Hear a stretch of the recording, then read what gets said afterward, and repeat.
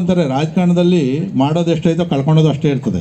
ಜನಗಳಿಗೆ ಒಳ್ಳೇದು ಮಾಡೋಕ್ಕೆ ಹೋದಾಗ ಈಗ ನಾನು ಕೊರೋನಾ ಟೈಮಲ್ಲಿ ನೀವು ಮಾಡಿದ್ದೀರಿ ಇಲ್ಲ ಅಂತಲ್ಲ, ನಾನು ಇಲ್ಲಿ ಬಂದಿದ್ದೆ, ನಾನು ರೇಷನ್ನು ಮೂಟೆಗಳು ಕೂಡ ಕರ್ಕೊಂಡು ಬಂದಿದ್ದೆ. ನಾನೆಲ್ಲ ಮೂಟೆ ಕೊಟ್ಟರು ಯಾರು ನಮ್ಮ ನೀವೆಲ್ಲ ನೋಡಿ ಈ ಅಣ್ಣೆ ಚೌಧರಿನೂ ಕೊಟ್ಟ, ಎಲ್ಲರೂ ಅವ್ರ ಸ್ವಂತ ದುಡ್ಡುಗಳಾಕಿ ಹಂಚಿದ್ರು ಅವರೆಲ್ಲ ಕೂಡ. ಏನು ಕೇಳಿ ಪರಿಸ್ಥಿತಿ ಹಂಗೈತೆ, ನಮ್ಮ ಹತ್ರ ಭಗವಂತ 2 ಕಾಸು ಕೊಟ್ಟವನೇ, ಬಡವ್ರು ಇಲ್ದವ್ರು ಕೊಡೋಣ ಅಂತೇಳಿ ಮಾಡಿದ್ರು.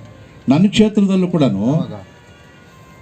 ಇಮಿಡಿಯೇಟ್ ನನ್ನ ಕಾರ್ಯಕರ್ತನ ಸಭೆ ಕರೆದ ಹೆಣ್ಮಕ್ಳು ಎಲ್ಲರೂ ಅಂಬೇಡ್ಕರ್ ಭವನ ದೊಡ್ಡ ಭವನ ಇತ್ತು ತಗೊಂಡೆ, ಎಲ್ಲ ಅಂಗಡಿಗಳು ಕ್ಲೋಸ್ ಅಲ್ಲ, ಪೊಲೀಸಿಗೆ ಫೋನ್ ಮಾಡ್ಕೊಂಡಾಗ ನಮ್ಮದೇ ಸರ್ಕಾರ ಇತ್ತಲ್ಲ, ಬೇಳೆ ಗುಲ್ಬರ್ಗದಿಂದ ತರಿಸ್ದೆ, ಅಲ್ಲಿ ನಮ್ಮ MLA ಹೇಳಿ ಲೋಡು ಅಕ್ಕಿ ಗಂಗಾವತಿಯಿಂದ ತರಿಸ್ದೆ, ಎಣ್ಣೆ ಗೌರಿಬಿದ್ನೂರಲ್ಲಿ ಮಿಲ್ಗಳು ತೆಗೆಸಿ ಪರ್ಮಿಷನ್ ತೊಗೊಂಡು ಅಲ್ಲಿ ಎಣ್ಣೆ ಮಾಡಿಸ್ದೆ, ಯಶವಂತಪುರಕ್ಕೆ ಹೋಗಿ ಉಪ್ಪುಗಳು ತರಿಸ್ದೆ, ಎಲ್ಲೆಲ್ಲಿ ಏನೇನು ಸಿಗ್ತದೆ ತರಿಸಿ 5 ಸರಿ ಇಡೀ ನನ್ನ ಕ್ಷೇತ್ರ ಜನಕ್ಕೆ ಯಾವುದೇ ಪಕ್ಷ ನೋಡಿದೆ ರೇಷನ್ ಹಂಚಿದ್ವಿ. ನಾವೆಲ್ಲ ಕೂಡ ರೇಷನ್ನು ಹಂಚಿದ್ವಿ.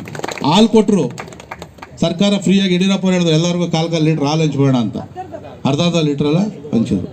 ಬಹುಶಃ ನಮ್ಮ ಹುಡುಗರು ಅವ್ರ ಮನೆ ಹೆಂಗಸ್ರು ಹೇಳಿದ್ರು ಹಾಲು ತಂದು ಕೊಡ್ತಾಯಿಲ್ಲ, ಇವಾಗ ನೀನೇ ತಗೊಂಡವರು 5:30 ಲಾರಿ ಹತ್ರ ನಿಂತ್ಕೊಂಡು ಮೂಟಿಗಳಲ್ಲಿ ಹಾಕ್ಕೊಂಡು ಊರಲ್ಲಿ ಹಂಚೋರು. ಬೈಸ್ಕೊಂಡಿದ್ದು ಎಷ್ಟತ್ತ ಹೆಂಗಸ್ರ ಹತ್ರ, ಅವ್ರು 1 ಲೀಟ್ರ್ ಕೊಟ್ಟೆ, ನನಗೆ ಅರ್ಧ ಲೀಟ್ರ್ ಕೊಟ್ಟೆ, ಬಾಯಿಗೆ ಬಂದಂಗೆ ಬೈಸ್ಕೊಂಡ್ರೆ ಹತ್ಲ ಕಡೆಗೆ. ಆದರೂ ಕೆಲಸ ಮಾಡಿದ್ರು. ವ್ಯಾಕ್ಸಿನೇಷನ್ ಕೊಡುವಾಗ ಯಾರು ಬಂದಿದ್ದರು?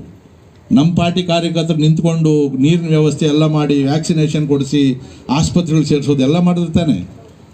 ಆದರೆ ಕೋವಿಡ್ ದುಡ್ಡನ್ನೇ ತಿನ್ನೋರು ಅವರೇ ಕೆಲವರು.